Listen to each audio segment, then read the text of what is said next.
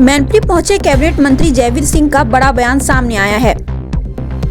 उन्होंने कांग्रेस अध्यक्ष मल्लिकार्जुन खड़गे और सोनिया गांधी को प्राण प्रतिष्ठा कार्यक्रम में मिले निमंत्रण पर बड़ा बयान दिया है। सपा सांसद डिंपल यादव द्वारा उठाए गए सवालों पर भी उन्होंने पलटवार किया है। बता दें, जनपद मैनपुरी के प्रशासनिक भवन में पहुंचे कैबिनेट मंत्री ने प्रशासनिक अधिकारियों के साथ एक सभा आयोजित की।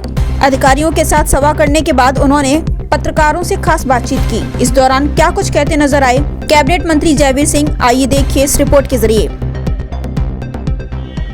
पहले तो मैनपुरी हमारा निर्वाचन क्षेत्र, यहाँ के विधायक हम, और निश्चित रूप से मैनपुरी का स्नेह आशीर्वाद लगातार प्रति हफ्ते ही बुलाता है।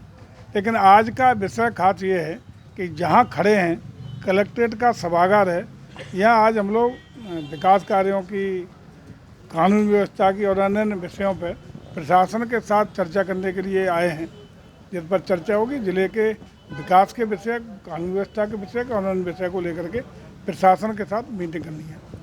राम मंदिर प्राण प्रतिष्ठा में कांग्रेस अध्यक्ष मल्लिकार्जुन खड़गे और सोनिया गांधी आने को तैयार हुए हैं। देखिए, जो भी राम मंदिर का मतलब 500 वर्षों से अधिक की समय से भारत की पहचान, सनातन संस्कृति का प्रतीक, इस मंदिर को भव्यता, दिव्यता और अलौकिकता का स्वरूप देते हुए 22 तारीख को माननीय प्रधानमंत्री के कर कमलों से उसका लोकार्पण का कार्यक्रम प्रस्तावित है।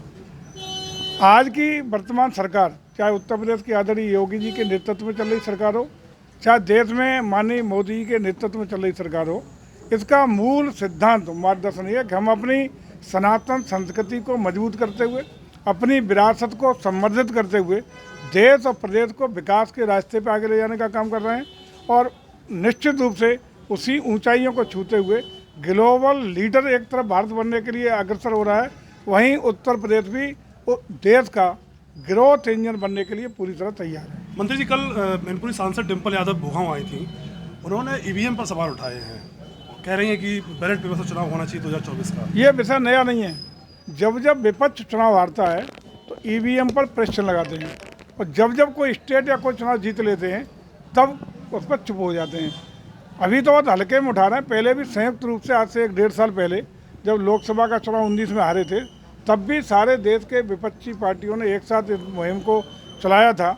और आपको याद होगा कि उस समय भारत निर्वाचन आयोग ने, जो स्वयं एक अलग संवैधानिक संस्था है, उसने सारे विपक्ष के नेताओं के साथ बैठक की थी और ये आमंत्रित किया था कि यदि कोई किसी ईवीएम के खिलाफ कोई टेक्निकल या अन्य ठोस प्रामाणिक तथ्य हैं तो उनके साथ चर्चा के लिए आएँ। उस पर चर्चा हुई थी और उन सारे संदेहों को दूर करने का काम भारत निर्वाचन आयोग ने किया था। लेकिन जब बीजेपी विपक्ष में थी तब बीजेपी ने भी इसका मुद्दा उठाया, ईवीएम हटाने की मांग की। लेकिन तब जब मुद्दा आया है तब हमारे संवैधानिक संस्था जो भारत निर्वाचन आयोग है, उसने पूरी तरह टेक्निकली, व्यवहारिक रूप में सभी विषयों पर विशेषज्ञों के द्वारा, जो भी आईटी के विशेषज्ञ उनके द्वारा उनका समाधान कराने का काम किया, जिसके बाद वो इस मुद्दे का पटाक्षेप हो चुका है।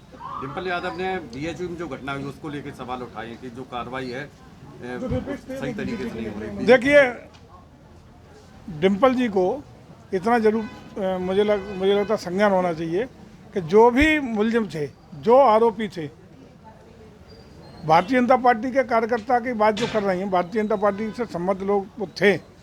लेकिन क्या ये समाजवादी पार्टी की सरकार संभव था कि अपनी पार्टी के लोगों को ठोक के जेल भेजने का काम कर रही थी? लेकिन कोई भी हो, अपराधी का मतलब अपराधी होता है। किसी भी राजनीतिक आधार पर किसी भी अपराधी को या आरोपित व्यक्ति को कोई लाभ न देते हुए पूरी तरह कार्रवाई करने का काम इस सरकार में हुआ है। तो इस पारदर्शिता और गुणवत्ता परक पुलिस की कार्रवाई का स्वागत करना चाहिए विपक्ष को। तो भाजपा के कार्यकर्ता होते हुए भी उनके खिलाफ कठोर कार्रवाई तात्कालिक रूप से करने का काम आदरणीय योगी जी की सरकार ने किया है। एक आखिरी सवाल, राजभर जी जो है पेंडुलम बने हुए हैं, उन्हें यहाँ से लखनऊ से दिल्ली भेजा जाता है, दिल्ली से लखनऊ आ जाती है, लेकिन अभी तक जो है उन्हें मंत्री। आदरणीय राजभर जी अपने दल के नेता हैं, एनडीए में शरीक हुए हैं, भागीदारी हुई है, सम्मान है, स्वागत है और उनका सम्मान बरकरार रहेगा। कहीं उनके सम्मान में दिक्कत आने वाली नहीं है।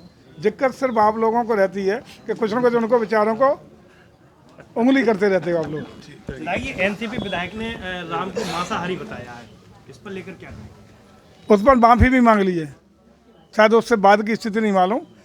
आप उन्होंने जिन विधायक ने आरोप लगाया था अपने वक्तव्य के लिए खेद भी व्यक्त किया है और माफ़ी भी मांगने का पूरे देश से काम किया है।